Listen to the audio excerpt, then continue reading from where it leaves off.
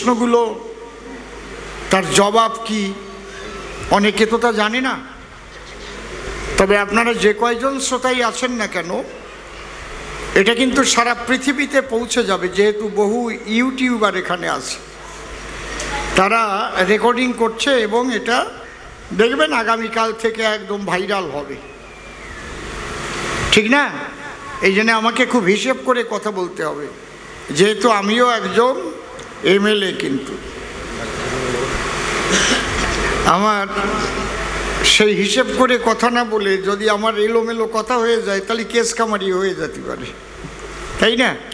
এখন তো সময় বেশি ভালো না, কেস দিতে পারলি আর ছাড়ে না, বিনি দোষে তাই দেয়, আর যদি দোষ পায়, বোঝেন না? তাহলে এখানে গান গেয়ে নেই, তারপরে গানের মধ্যে দিয়ে জবাব দেই। হ্যাঁ হ্যাঁ হ্যাঁ,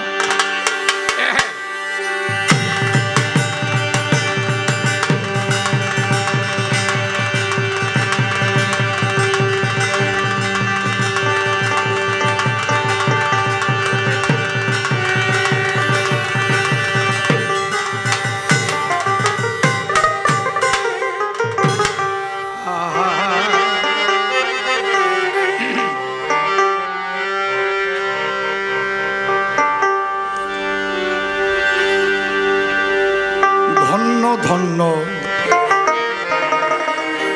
পুণ্যভূমি,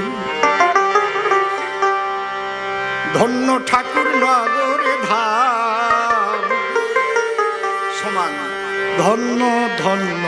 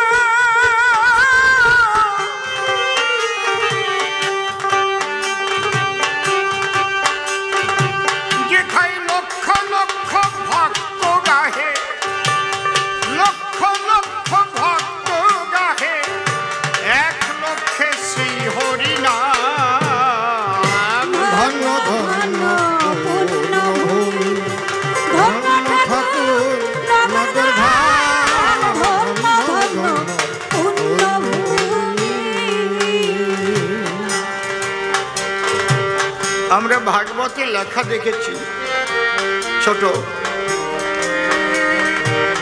বৃন্দাবন শুধু লীলা বৃন্দাবন নয়, যেখানে রাধাকৃষ্ণের লীলা হয়েছে সেটা একটা বৃন্দাবন। যত্র কৃষ্ণ নাম সংকীর্তন তত্র বৃন্দাবন, যত্র তুলসী কানন তত্র বৃন্দাবন, যত্র ভক্ত সমাগম তত্র বৃন্দাবন। আমরা এটাই মনে করি, যদিও এখানে বাবা হরিচাঁদ ঠাকুর, বাবা গুরুচাঁদ ঠাকুর লীলা করেননি, তথাপিও তার লক্ষ লক্ষ ভক্তবৃন্দ এখানে হরি নাম করে সেই গোলক থেকে শ্রীহরিকে এই ঠাকুর নগরে প্রতি বৎসর নামিয়ে আনেন। হরি বল, হরি হরি বল। এই জন্য এটাই সেই পুণ্যভূমি শ্রীধাম। আজকে ভালো পরিবেশ আছে, এই কাউয়া ক্যাসকেসি নাই, একদম সুন্দরভাবে কথাগুলো আজকে শুনি।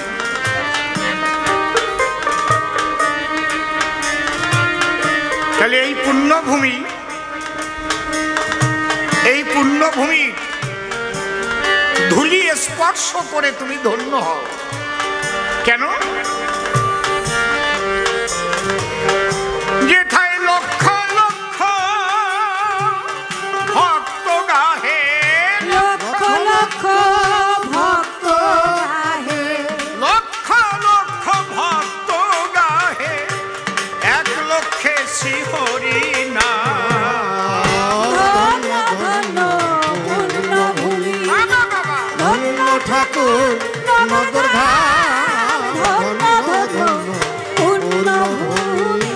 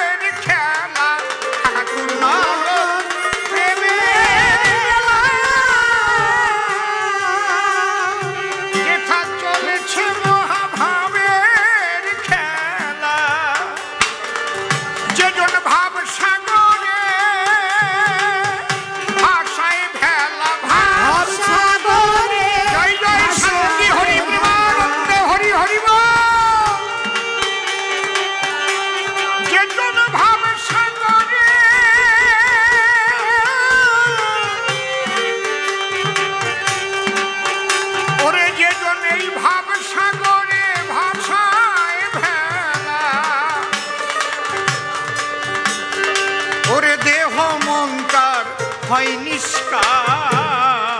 ধন্য ধন্য পুণ্যভূমি, ধন্য ঠাকুর নগর ধাম, ধন্য ধন্য পুণ্যভূমি।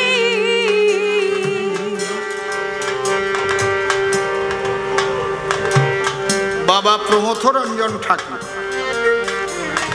যখন ব্যারিস্টারি পাশ করে ওরাকান্দিতে ফিরে এসে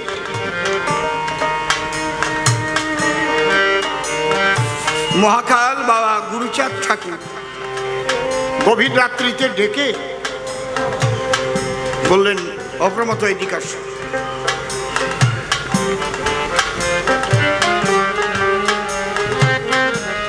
এই বস্তাটা নেও,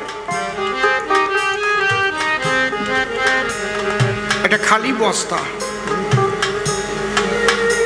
সবাই যখন ঘুমাই পড়বে এইটা নিয়ে মাঠের মধ্যে চতিয়ে ডেলার মধ্যে শুয়ে থাকবা 1 মাস, আবার সবাই ওঠার আগে উঠে বাড়ি চলে আসবা।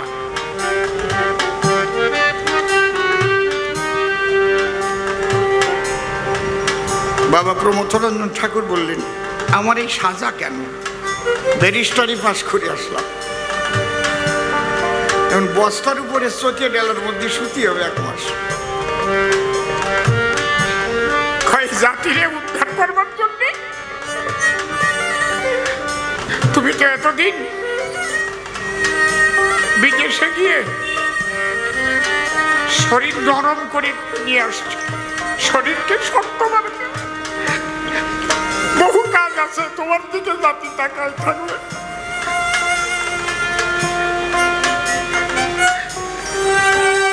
এই ওরাকান্দি নাম লীলাভূমি, আর এই ওরাকান্দি সমসিধাম বানাবে তুমি। তুমি যেখানে যাবে সেখানে নগর হবে।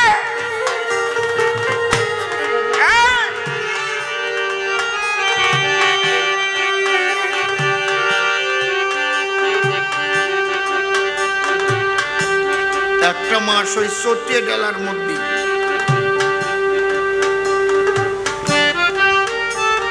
বাবা গুরুচাঁদ ঠাকুরের নির্দেশ মেনে শুয়েছিলেন। ঠাকুর মশাই যত ভোরে উঠতেন, আমার মনে হয় ঠাকুরনগরের অত ভোরে কেউ ওঠে না। ঠিক বলছি না বেঠিক বলছি?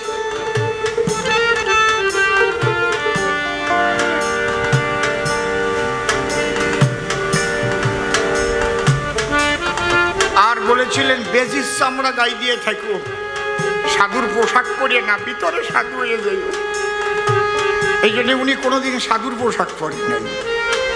পড়েছে কেউ যেন বুঝতে না পারে। আর যারা ওনার কাছাকাছি ছিল তারা জানে যে কত বড় মহামানব ছিলেন বাবা প্রমথরঞ্জন ঠাকুর।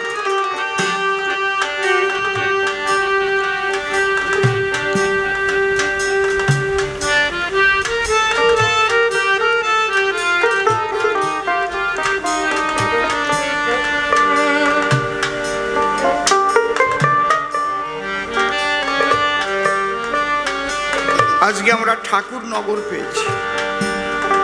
হিন্দুস্তান আর পাকিস্তান একই মায়ের দুটি স্তন, ভাগ করে ফেলেছে মাকে, ভারত মাকে ভাগ করে ফেলেছে। আজকে যদি ঠাকুর নগর ঠাকুর না করতেন, এখানে যদি বারুণী মেলা না মিলতো, আমরা যাতায়াত কোন জায়গায়? মতুয়ারা ঠিক পাও?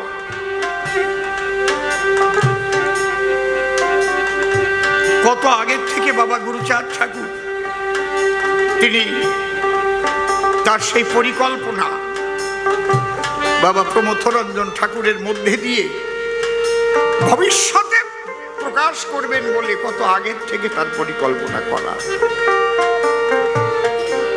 বারুণীতে তো আপনারা ওরাকান্দি যেতে পারেন না, এইটাই ওরাকান্দি হয়, শ্রীধাম।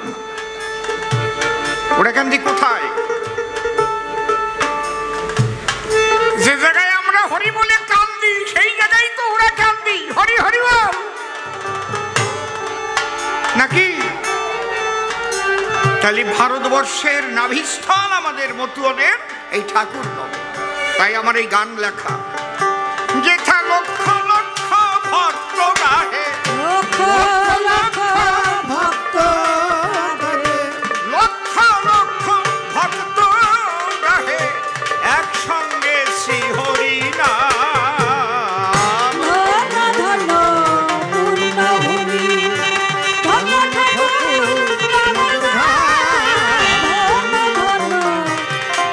ধন্যভূমি জাতি কুল সূচি অসূচি বাবা ধর্মের গণ্ডি মুছি জাতি কুল সূচি অসূচি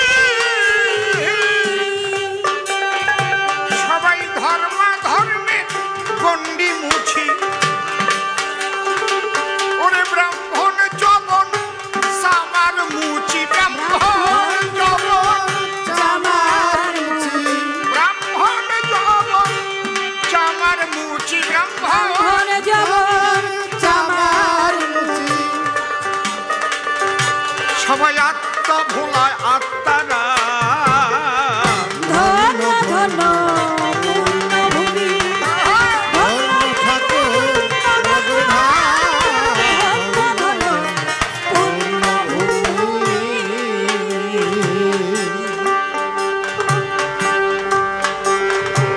আমি আমার 7 বছর যখন বয়স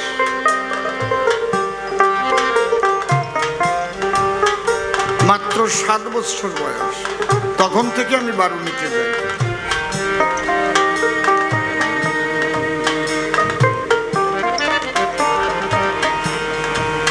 আমার মনে হয় সারা বৎসরের যে মনের মলিনতা সেই মলিনতা আবর্জনা এই বারুণীর প্রেমের হিল্লোলে ধুয়ে মুছে আবার নূতন মানুষ তৈরি হয়ে যায়। এই জন্য আমি বারুণীতে কোনো জামা গায়ে দিয়ে আসি না, কিন্তু আপনারা দেখেন নাই, দেখছেন কি দেখেন নাই আমার গায়ে জামা থাকে কি?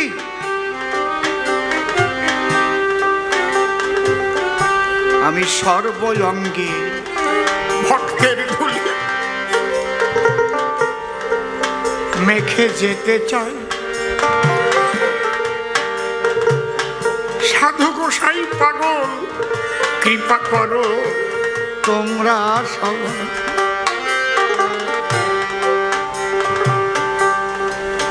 এখানে দেব দেবতা মুনি ঋষির আগমন হয়।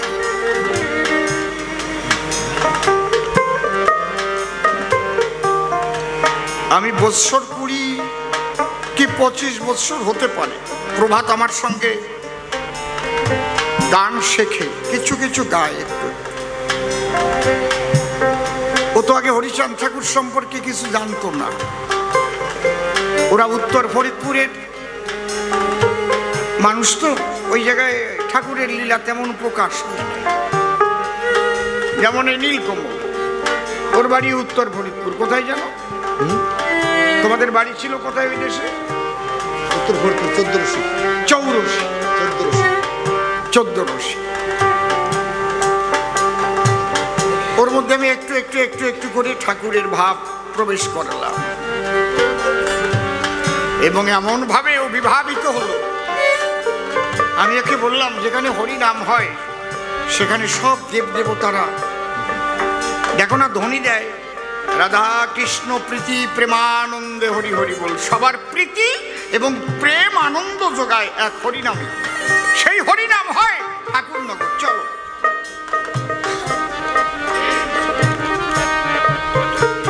এখান দিয়ে ওকে নিয়ে ঘুরছি, গড়াচ্ছি, মতুয়া দল ঢুকছি। ও হঠাৎ আমাকে ডাক দিয়ে বলছে, বাবা দেখো দেখো দেখো দেখো। এক পলক স্বয়ং মা কালী নাচতে নাচতে আসছে, উলঙ্গিনী, একদম জ্যান্ত কালী। আমি বললাম, বাবা কই? ওকে আমি শুয়ে দিলাম যখন, আমি প্রথম দেখতে পাইনি, আমি হাত ধরেছি, কই দেখি মা কালী স্বয়ং তিনি ওই ভক্তের মধ্যে নৃত্য করতে করতে আসছেন। ওই এক পলকে এক ঝলক দেখলাম। এখানে এক পাগলি দেখবেন ওই প্রাচীরের উপর নাচে। ওই পাগলির বয়স কত তা জানেন? আমি যখন পেটে ছিলাম আমার মাকে আশীর্বাদ করেছিল ওই পাগলি। হচ্ছে বরিশালের পাগলি, ওর পা পর্যন্ত জ্বর ছিল।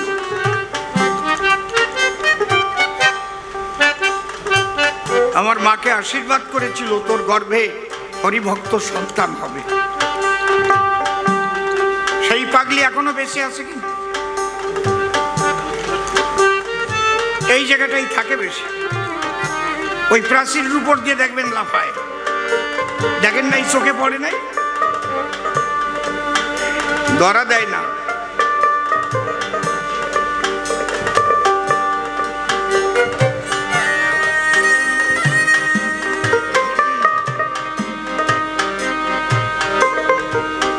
শ্রী ঠাকুর ভবা পাগলা বলতেন, মন যদি রাখতে পারিস বাচ্চা, তাহলে মন থাকবে সাচ্চা। মনের মধ্যে শিশু সুলভ ভাব রাখবা।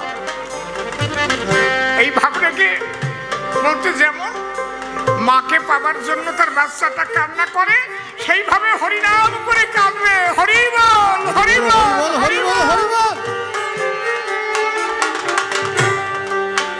যতক্ষণ মাকে না পায় কাঁদতেই থাকে।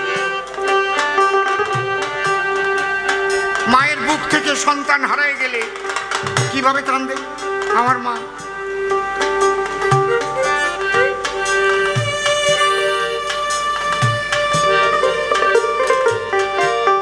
আমরা ধন্য হয়েছি বাবা প্রমথরঞ্জন ঠাকুরের কৃপায়, বাবা গুরুচাঁদের কৃপায় আজ ঠাকুর নগর ধাম সারা ভারতবর্ষের ভক্তরা আমরা এখানে এসে এটা প্রাণ জুড়ানো মেলা, এই যে বুক জুড়ানো খেলা, প্রেমের মেলা।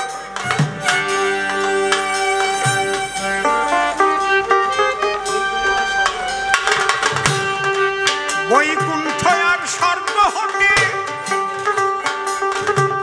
ওরে দেব দেবী নামে ধুলাতে, বৈকুণ্ঠ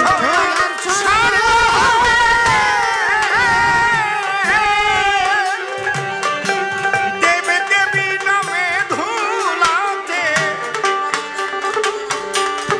কৈলাস হতে আসে সেই ভোলানাথে, কৈলাস হতে ভোলানাথে, কৈলাস হতে ভোলানাথে,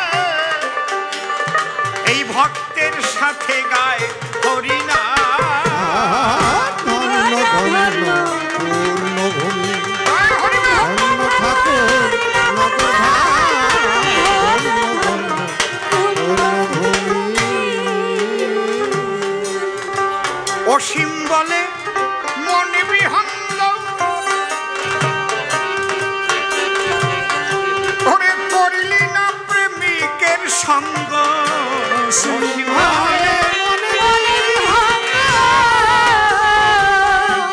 করিলি না তুই নিজের সঙ্গ, অধম অসীম বলে মনে বিহন্দ, তুই করলি না প্রেমিকের সঙ্গ। অসীম বলে মনে বিহঙ্গ,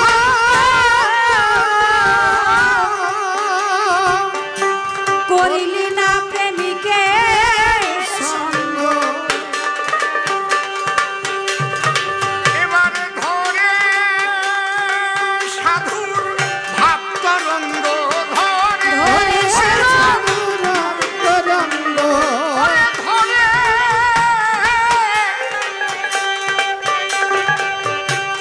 সাধুর ভাব তরঙ্গ। আজকাল কত সাধু গোসাই পাগল যে গজাইছে, নিজে নিজে পাগল টাইটেল দিয়ে দিয়ে তারপর অপকম্পের দফা সারতেছে। ফেসবুক দেখে দেখে মরিয়ে গেলাম। মানে আসল সাধু গোসাই পাগলদের কলঙ্ক এরা।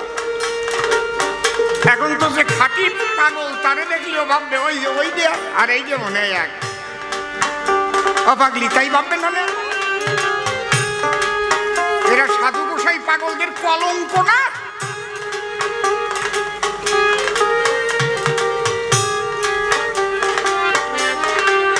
সাধুর ভাব তরঙ্গ ধরতে বলছে।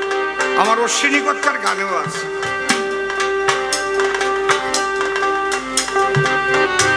তাই সাধুর ভাব তরঙ্গ, সাধুকে যিনি নির্লোভী, ছোট, যিনি কামজয়ী, কামকে কন্ট্রোলে রেখে তিনি লীলা বিলাস করেন, নির্লোভী, তার আকাঙ্ক্ষা কিছু থাকে না, কিন্তু তার অভাব হয় না, মানুষ এমনি যায়। বুঝতে পারছেন কি বলছে? আর যেটা ওই অসাধু নিজে নিজে পাগল হয়, সেভাবে কোন জায়গা গেলে টাকা বেশি পাওয়া যায়।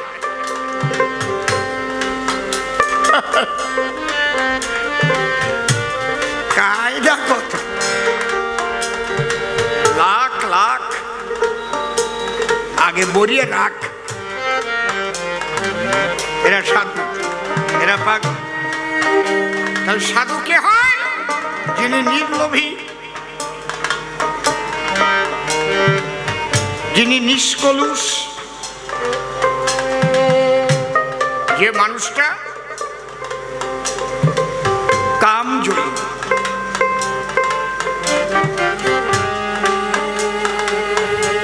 সেই সাধুর ভাব তরঙ্গ ধরো, সেই সাধুর পাশে একটা তরঙ্গ হয়, ভাবের তরঙ্গ হয়।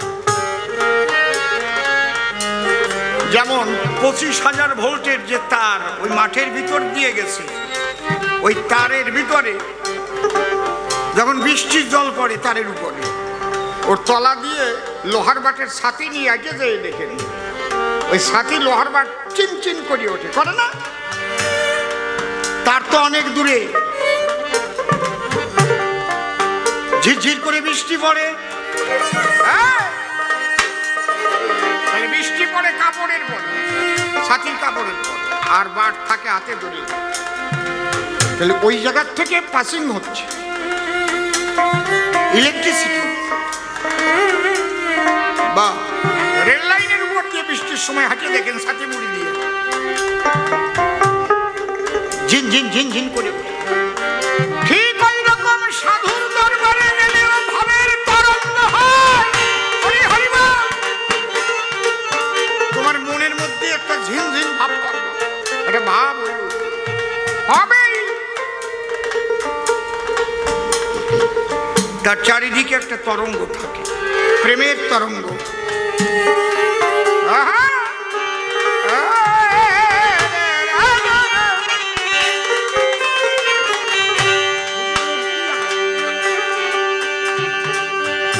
কোমরে লাগাচ্ছে, তুই শুদ্ধ লাগিয়ে দিয়েছিস।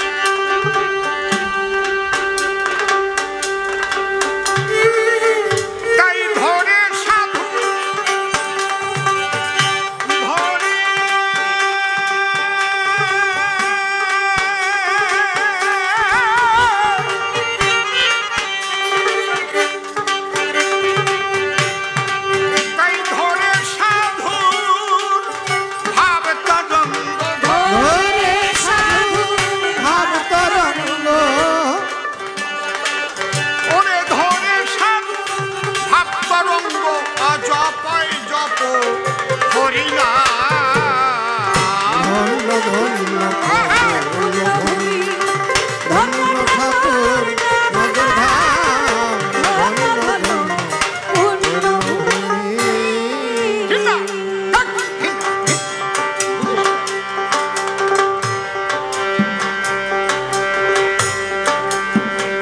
শান্তি হরির যুগল পদ্ম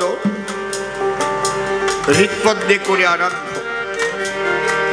শুদ্ধ চিত্তে প্রণতি জানাই।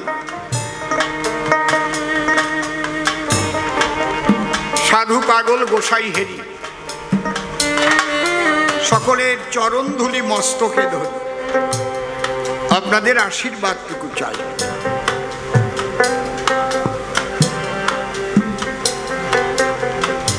নাম আমার অসীম সরকার, সে নাম আর তো পরিচয় দেওয়ার নাই দরকার। পড়েছি কত ভালোবাসার হার, আবার কলঙ্কের হারও পড়েছি গলায়।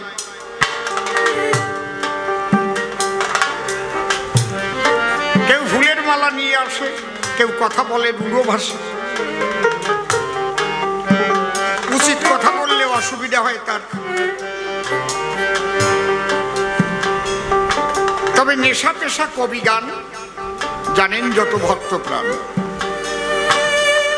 তার মধ্যে দিয়ে ঠাকুর আদেশ করেছিলেন দান, গোসাই তোমার এবার রাজনীতিতে আসতে হবে। অনেকে জানে না তো এই কথা। যখন ওই ঘর ত্যাগ করে এই ঘরে ঠাকুর আসেন,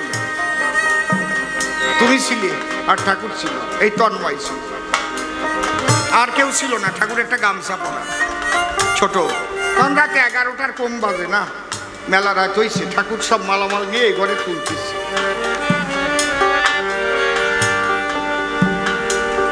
আমি এসে বললাম, ঠাকুর মশাই কি বিজেপি তো বলছে আমাকে ভোটে দাঁড়াতে, বাড়িতে এসেছিল কিশোর বর্মন, আপনি কি করেন? আপনি যা বলবেন আমি তাই করব। বাবা গুরুচাঁদের দিকে তাকায় বলেন, সেই গামছা পরা অবস্থায় পাশে ছিল তন্ময়, আর কেউ জানে না। একজন ছিল বলে আমি যে সত্যি কথা বলতেছি সবার তলে, তবু একজন ছিল বলে আমার ডাক। আপনারা ভাবতে পারবেন যে না, এই লোকটা তো মিথ্যে কয় নাই। ঠাকুর কিছুক্ষণ চুপ করে থেকে ডাক দিয়ে বললেন আমাকে, হ্যাঁ আসতে হবে এবার তোমার রাজনীতিতে, ঠিক আছে তো কথা, এবার ভোটে দাঁড়াতে হবে, যাও তৈরি হও।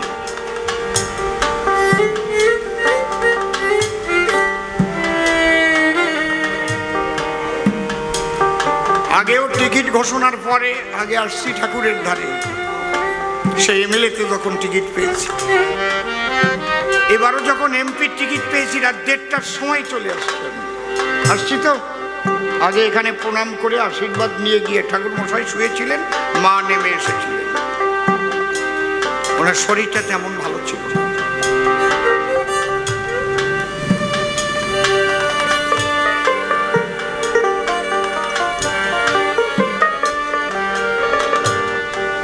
এই জন্যে কে কি বললো তাতে আমার কিছু এসে যায় না। আমি তো জানি যে আমি ঠাকুর মশাইরে কতটা মানি। তারাই তো বিজেপি আমার টিকিট দিতে চাইছিল, আমি ঠাকুর মশাইয়ের কাছে এসে তার কাছে বসে তার পারমিশন নিতে যাবো কেন? দরকার ছিল কি কোনো?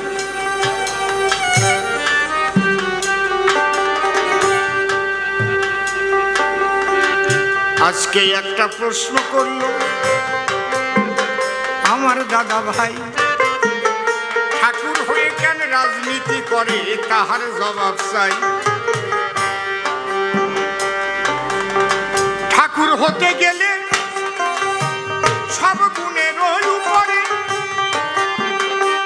রজগুণ থাকলে তারা রাজনীতি করে। হায় হায় রাজনীতি করে, হায় হায় রাজনীতি করে। ঠাকুরেরও ইচ্ছা ছিল না যে উনি রাজনীতিতে যাবেন, কিন্তু বাবা গুরুচাঁদ ঠাকুরের ইচ্ছা রয়েছে, তোমার ইচ্ছায় খাই, আমার ইচ্ছা ছাই।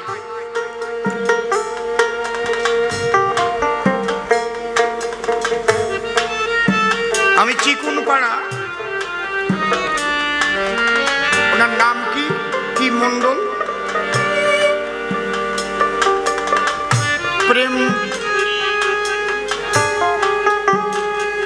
প্রেমচাঁদ চিকুনপাড়া। একবার আমি ওখানে কীর্তন গান গাইছিলাম, নাম কীর্তন, কবি গান। কোন বাড়ি? ওনার ওই এক পুত্রবধূ থাকে আমেরিকায়, উনি ওখানে কি স্বপ্নে দেখেছিল, আমারে দিয়ে সব গান গাওয়াইছে। তখন ঠাকুর অস্ট্রেলিয়ার থেকে কেবল আসছে, বেশ কিছু বছর আগের কথা বলছি।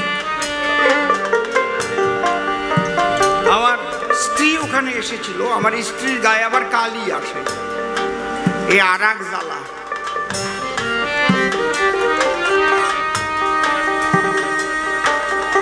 ওই জায়গায় বসে আসরে এসে গেছে, সেই ভাব নিয়ে ঘরে রয়েছে আর কি, ভাব আসে। এই সময় ঠাকুর গেছে, তখন তো ঠাকুরের আরো অনেক কম বয়স।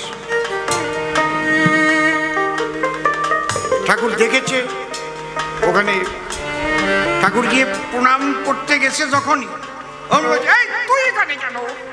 আরে তুই তো যাবি দিল্লি, তুই তো এই জায়গার না রে, তুই তো দিল্লিতে যাবি, তোর কপালে রাষ্ট্রীয় রয়েছে, দিল্লিতে যাবি।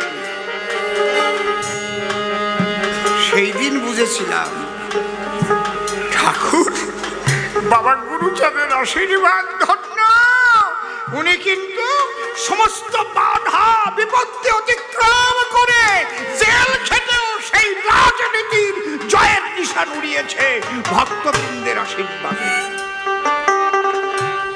একা কেউ ছিল না সাথে, দমাতে কেউ পারে নাই। কিন্তু পারছে কি দাদা ভাই?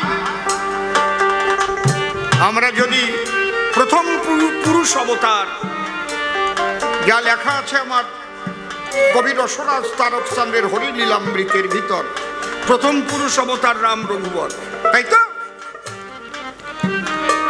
সেই রামচন্দ্র রাজনীতি করেছে ভেবে দেখো, তাই তাই এখনো আমরা সেই রাম রাজত্ব চাই, ঠিক তো নাকি?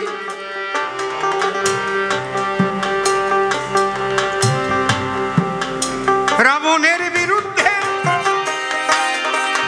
যুদ্ধে হয়ে প্রতি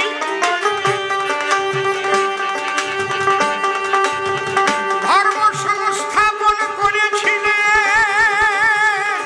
আমার রাম রঘুপতি। হায় হায় রাম রঘুপতি, হায় হায় রাম রঘুপতি। তাহলে ভগবান হয়ে যুদ্ধ করার কি দরকার ছিল?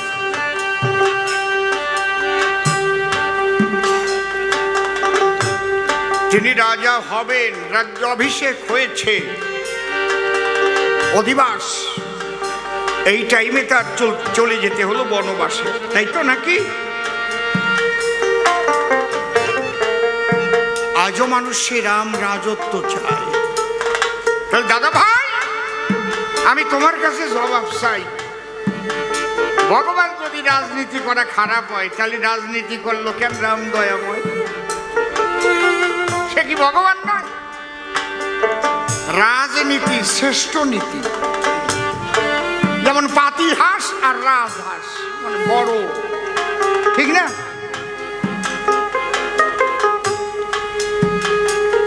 কিন্তু রাজনীতির যদি নীতিবিহীন রাজ হয়, নীতিবিহীন রাজ হয়, তা কিন্তু রাজনীতি নয়।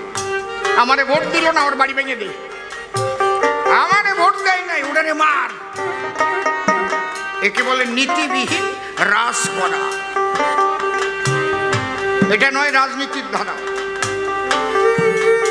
একটা বাচ্চা ছেলে 11 বছর বয়স হবে, তারেও কোপ মারিছে, তার মাকে কুপিয়েছে, শ্যাওলা পাড়া বাড়ি, নহাটার পাশে। কেন? তারা বিজেপির ভোট দেয়। সি সি সি সি সি, এই নীতি রাজনীতি নয়, এই নীতিবিহীন রাজ করা কয়। বাংলার বাইরে একটাও দেখেছেন এই গন্ডগোল করে? কে জিতবে কে হারবে, ভোটে সবাই দাঁড়াবে, হারছে তা কি হয়েছে? উত্তরপ্রদেশে তো এবার কম আসন পেয়েছে, তাতে কি হয়েছে? মারামারি আরম্ভ করে দিয়েছে নাকি? এই ভোট দিলি না কেন? নীতি ঠিক আছে,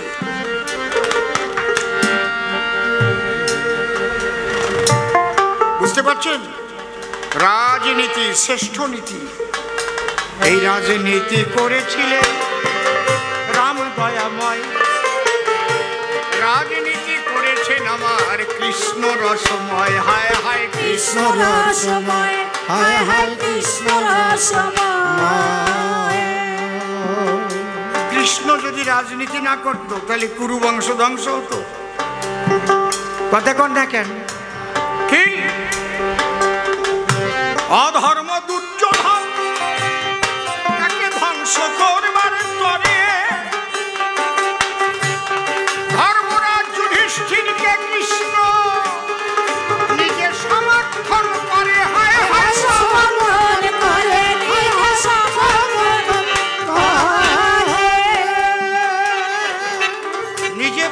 রাজনীতি করে দেখালেন ধর্মকে তোমরা সমর্থন করো, অধর্ম কেন? দুর্যোধন অধার্মিক, বাহুবলী, সে চাই জোর জবস্তি করে সমস্ত কিছুকে আঁকড়ে রাখা। গদি আমার চাই, একে বলে বাহুবলী। কৃষ্ণ পাঠিয়েছিল, কৃষ্ণ নিজে গেল, গিয়ে বলল 5 ভাই ওদের 5খানা গ্রাম দাও, গন্ডগোল দিয়ে দরকার নাই। দুর্যোধন কি বলল? হে কৃষ্ণ নীলপদ্মে, বিনা যুদ্ধে সুচাগ্রমে ঋণী করিব না দান। তখন কৃষ্ণ বলেছিল এ স্বভাব ভালো না, কথা একটু বুঝিয়ে সুঝিয়ে বলো না, এই একা খাওয়া বুদ্ধি নিয়ে চলো কেন? তাহলে যুদ্ধ কি এমনি বেঁধেছিল? তাহলে কৃষ্ণ কিন্তু একমাত্র ধর্ম রাজ্য প্রতিষ্ঠা করবার তরে গিয়ে অর্জুনের অশ্ব বলগা ধরে। ভগবান না কৃষ্ণ? দেশ দেশান্তরে সবাই কৃষ্ণ গুণ গায়, তাহলে সেই কৃষ্ণ রাজনীতি করল কেন? দাদা জবাব দেওয়া করে নাই? চৈতন্য লড়াই করেছে অশুভ রাজনীতির বিরুদ্ধে, দেখাইয়ে যাব আমি সভা মাঝে অদ্দে, হায় হায় সভা মাঝে অদ্দে, হায় হায় সভা মাঝে 700 বছর আগে একটাও মুসলমান ছিল না বাংলায়। যদি কেউ ভাবতো বঙ্গবাসী একটু বাড়বে, কোনো ডাক্তার যদি লিখে দিত যে ট্যাবলেটটা দিলাম এটা মুসলমানের হাত দিয়ে খালি কাজ হবে, ওই ওষুধ কর্তীও একটা মুসলমান ছিল না। ওই জন্য কয় ওষুধ কর্তী, বুঝেছেন? মানে এই ট্যাবলেটটা খাতি হবে মুসলমানের হাত দিয়ে। সে মুসলমান পাবা কোন জায়গায়? একটাও তো নাই বাংলায়। ট্যাবলেট আর খাওয়া লাগবে না। চৈতন্য মহাপ্রভু এমন সময় আবির্ভূত হয়েছিলেন, এই সনাতনী হিন্দুদের রক্ষা করেছেন তিনি। কেন? ব্রাহ্মণ্যবাদীদের চাপে দলে দলে দলিত যারা দল বেঁধে মুসলিম ধর্ম গ্রহণ করছিল তারা। এ দোষও আমাদের, কারণ ব্রাহ্মণ ক্ষত্রিয় বৈশ্য শূদ্র আমাদের শাস্ত্রে যেটা লেখা আছে ওইটাকে বাদ দিয়ে ইচ্ছা মতো এই বর্ণ বিভেদ করেছে। আমাদের আদি শাস্ত্রে কি লেখা রয়? জন্মেন জায়েতে শূদ্র সংস্কারাৎ দ্বিজোচ্যতে, বেদ পাঠেদ ভবেদ বিপ্র, ব্রহ্ম জানাতি সব্রাহ্মণ। পরিষ্কার লেখা আছে। জন্মেন জায়েতে শূদ্র মানে জন্মের সঙ্গে সঙ্গে সবাই শূদ্র। শূদ্র মানে অজ্ঞান। জন্ম নিলেই তার জ্ঞান হয় নাকি? জন্মেন জায়েতে শূদ্র সংস্কারাৎ দ্বিজোচ্যতে, দ্বিজ অর্থাৎ জন্ম প্রাপ্ত হয় 10বিধ সংস্কারের দ্বারাই। তার মধ্যে একটা লেখাপড়া শেখা। যে লোকটা এক অক্ষর লেখাপড়া জানে না, একখানা পুস্তক তার কাছে দিলে সে কোনো কালে বলতে পারবে ওই পুস্তকের পাতা খুলে এর মধ্যে কি লেখা? আপনারা একটু বলুন সর্বজনা। সে দেখবে তেলা পোকার পায় কালি মাখাইয়ে বুঝি কাগজের মধ্যে আঁকিয়ে যায়, ডাক পুলিশ। তাহলে অজ্ঞান, সে বুড়ো হয়ে গেলি অজ্ঞান নাকি? ঠিক তো? এই সংস্কারের দ্বারায় দ্বিজন্ম প্রাপ্ত হয়। জন্মে ন জায়তে শূদ্র সংস্কারাৎ দ্বিজোচ্যতে, বেদ পাঠেদ ভবেদ বিপ্র, ব্রহ্ম জানাতি সব্রাহ্মণ। সর্ববেদাঙ্গে যিনি অধিকারী, সর্ববেদাঙ্গ সম্পর্কে যিনি সম্পূর্ণ সম্যকভাবে ওয়াকে বহল, একমাত্র তিনি বেদমন্ত্র সঠিক উচ্চারণ করতে পারেন। তখন তাকে বলে বিপ্র, তখনও ব্রাহ্মণ নয়। আমাদের শাস্ত্রে বলছে।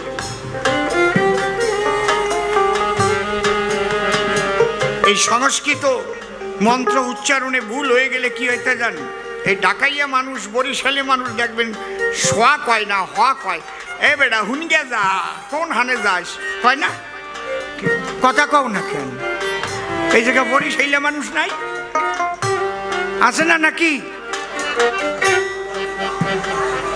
কি হুইনা যা বেটা, কোন হানে যাস, মগো বাড়ি যাবি না কয় না? এক বরিশালের পণ্ডিত মাইয়ে বিয়ে দিচ্ছে, কেন জামাই গিয়ে প্রণাম করতেছে, উনি পণ্ডিত।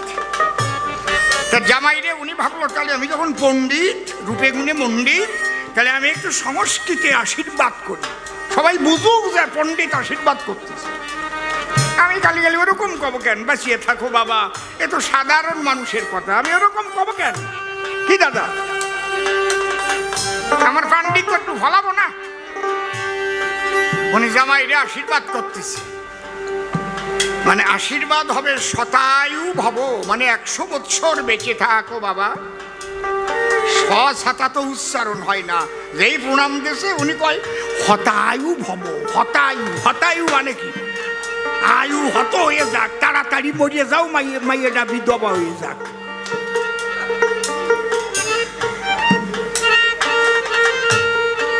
তাহলে শতায়ু যদি বলতে না পারে, হতায়ু হয়ে যায়, তাহলে কি হবে?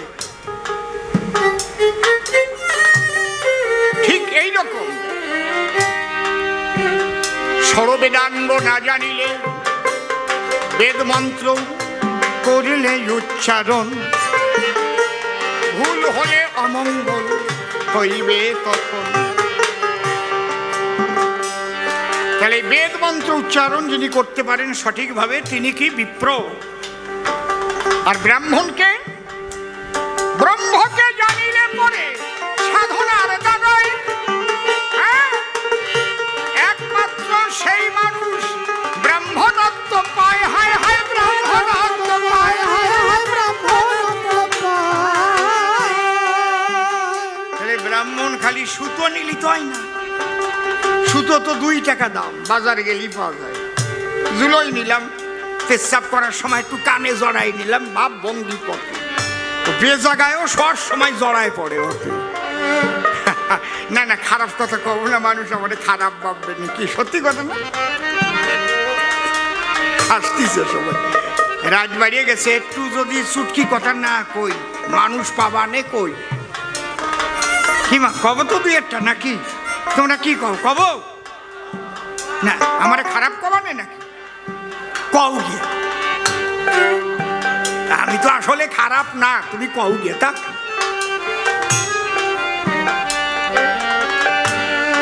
এখন তো সুতো গলায় থাকলি আর চক্রবর্তী বন্দ্যোপাধ্যায়, তারপরে কি গঙ্গোপাধ্যায়, উপাধ্যায়, সব ব্রাহ্মণ আচার্য, টাইটেল শুনলি ব্রাহ্মণ। বাবা তুমি টাইটেল পাল্টাতে পারো, আমিও কালকে এফিডেভিট করে অসীমানন্দ চট্টোপাধ্যায় হয়ে যেতে পারি, এফিডেভিট করলি হয়ে যাবে। কিন্তু গোত্র পাল্টানো যায় না, কোন হাকিম গোত্র পাল্টাতে পারে না। এফিডেভিট করলে গোত্র পাল্টানো, গোত্র হচ্ছে কোন ঋষি থেকে আমরা বংশ পরম্পরায় জন্মগ্রহণ করেছি, এটা কেউ পাল্টাতে পারে। তাহলে আমাদের কোন গোত্র? জোরে কও, কি জানো না? হ্যাঁ, সপ্ত ঋষির 1 ঋষি মরিচি, মরিচির পুত্র কশ্যপ, কশ্যপের পুত্র নমস, নমসের 2 পুত্র উরুবান, কীর্তিবান। আমরা সেই বংশের সন্তান। বুঝেছেন কি বলছি? এই জন্য গোত্র আমাদের কশ্যপ থেকে কাশ্যপ। এত কথা বললাম কেন? যখন থেকে ভারতবর্ষে ভগবানের বাণীর বিরুদ্ধে, ভগবান কি বলছেন নীলপদ্মে? চাতুর্বর্ণ মায়া সৃষ্টং গুণকর্ম বিভাগস চারটি বর্ণ আমি সৃষ্টি করেছি গুণ আর কর্ম অনুযায়ী, জন্ম অনুযায়ী নয়।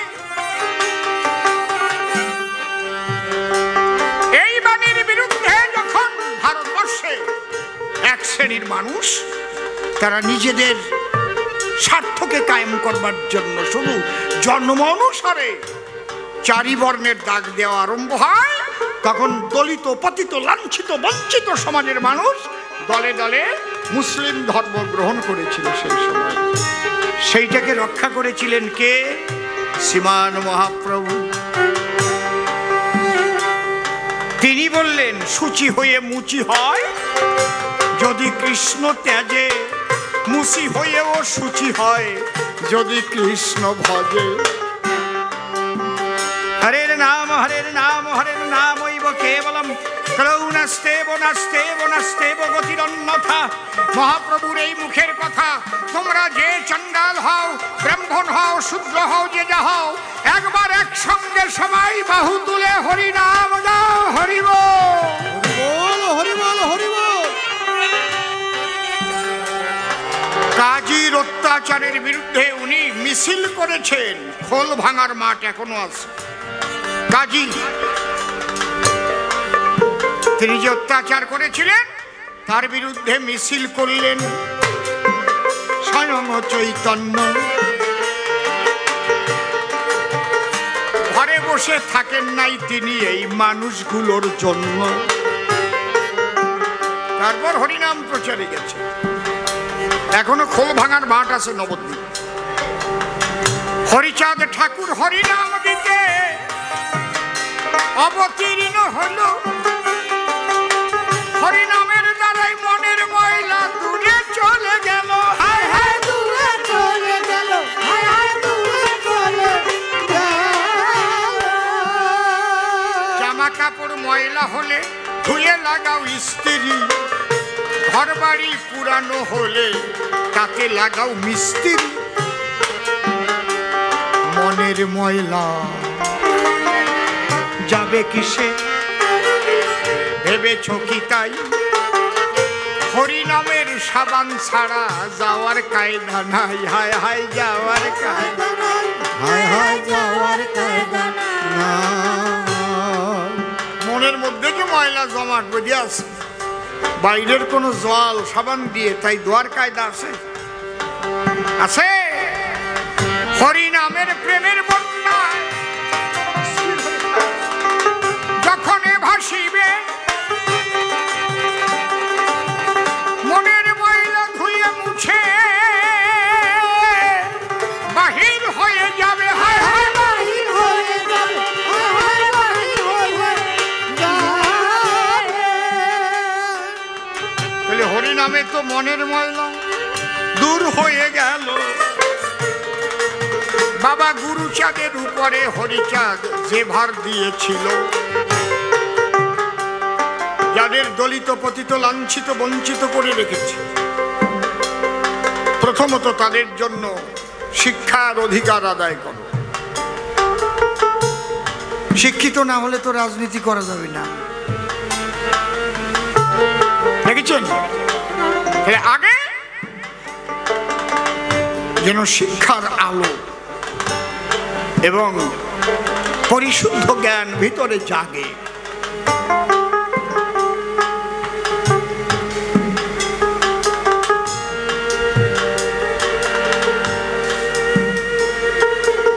এই জন্যে বাবা গুরুচাঁদ ঠাকুর তিনি কিন্তু পিতৃ আদেশ পালন করলেন। মহাকাল মহেশ্বর ঘুরে ঘুরে গ্রামনগর ডেকে বললেন, তাই শিক্ষাবিহীন থাকলে জাতির উদ্ধার নাই। যদিও তোরা করিস ভিক্ষা, ছেলে মেয়েদের শিক্ষা, মরি কিংবা বাঁচি আমি তাতে ক্ষতি নাই। গ্রামে গ্রামে পাঠশালা গড়ে যেতে চাই। শিক্ষা সংহতি সংগ্রামে চেতনা, দলিতের মুক্তি নাই এই দিন বিনা।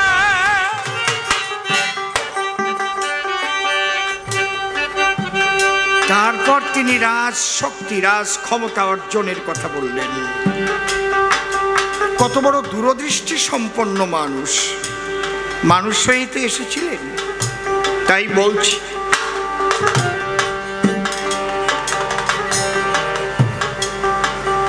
রাজনীতির মধ্যে দিয়েই কিন্তু সমস্ত মানুষের উন্নয়ন, সমস্ত মানুষের কল্যাণ, সর্বদিকের কল্যাণ, সর্বদিকের উন্নয়ন একমাত্র রাজনীতির মধ্যে দিয়ে আপনি করতে পারবেন। হরিনাম করে প্রেমাপ্লুত হয়ে প্রেম ও সাগরে আপনি নিমজ্জিত থেকে নিজের আত্মতুষ্টি লাভ করবেন, কিন্তু একটা না খাওয়া মানুষের মুখে অন্ন আপনি দিতে পারবেন না। যে মানুষটার আস্তে আস্তে বাজা ধীরে ধীরে আলাপ কর, যে মানুষটার কাঁচা বাড়ি তার সাথ দিতে আপনি পারবেন না। পারবেন? যে রাস্তাটা ভাঙা সেই রাস্তাটাকে আপনি সারাই করে দিতে পারবেন না। পারবেন? যেখানে একটা ব্রিজ দরকার সেই ব্রিজটা আপনি করে দিতে পারবেন না। রাজনীতিটা কতটা মূল্যবান, যে জন্য বাবা গুরুচাঁদ ঠাকুর স্বয়ং মহাকাল ভগবান তিনি এই রাজনীতি করার কথা বলে গেছেন। ভাবতে গেলে একা একা আরো ভাবিয়ে যে তোলে, রাজনীতি করার কথা বাবা গুরুচাঁদ গেছেন বলে। বাবা সাহেব আম্বেদকর তিনি গণপরিষদে যেতে পারতেন কিনা তা আমার জানা নাই, যদি বাবা গুরুচাঁদের জন্ম না হতো। আমার কষ্ট হয় যখন আমি বাবা সাহেবকে যথোপযুক্ত সম্মান জানিয়ে বলছি, যখন দেখি বাবা গুরুচাঁদকে ছোট করে বাবা সাহেবকে বেশি বড় করে তোলা হয়, তখন আমার কষ্ট হয়। আমার এই সমাজের মানুষ এরা কি জানে না, এরা কি বোঝে না? বাবা গুরুচাঁদের ফসল মহাপ্রাণ যোগেন্দ্রনাথ মণ্ডল। হরিচাঁদ গুরুচাঁদ না এলে বরিশালের ওই ছেলে, ওনার ভাগ্যে কি ওই উচ্চশিক্ষা মেলে? কথা কন না কেন? সেই যোগেন্দ্র মণ্ডলের দ্বারাই বাবা সাহেবকে এনে, উনি বাবা সাহেব যেখানে 85% ওনার সম্প্রদায়, মাহার সম্প্রদায়, সেই জায়গায় ভোটে দাঁড়াইছিল, হারিয়ে গেছিল বাবা সাহেব। দুমড়ে মুচড়ে ঘরের মধ্যে গেছে।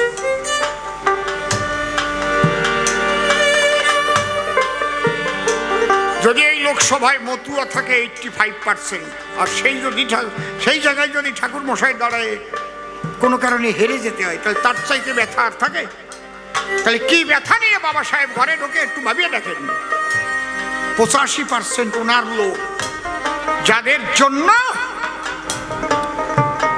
তিনি চৌদার পুকুর অভিযান করলেন, যাদের অধিকারের জন্য তিনি লড়াই করলেন, তারা হারিয়ে দিলেন ব্রাহ্মণ্যবাদী চক্রের দ্বারা। সেই বাবা সাহেবকে মহারাষ্ট্র থেকে বাংলায় নিয়ে এলেন কে? আমার গুরুচাঁদের আন্দোলনের ফসল মহাপ্রাণ যোগেন্দ্র।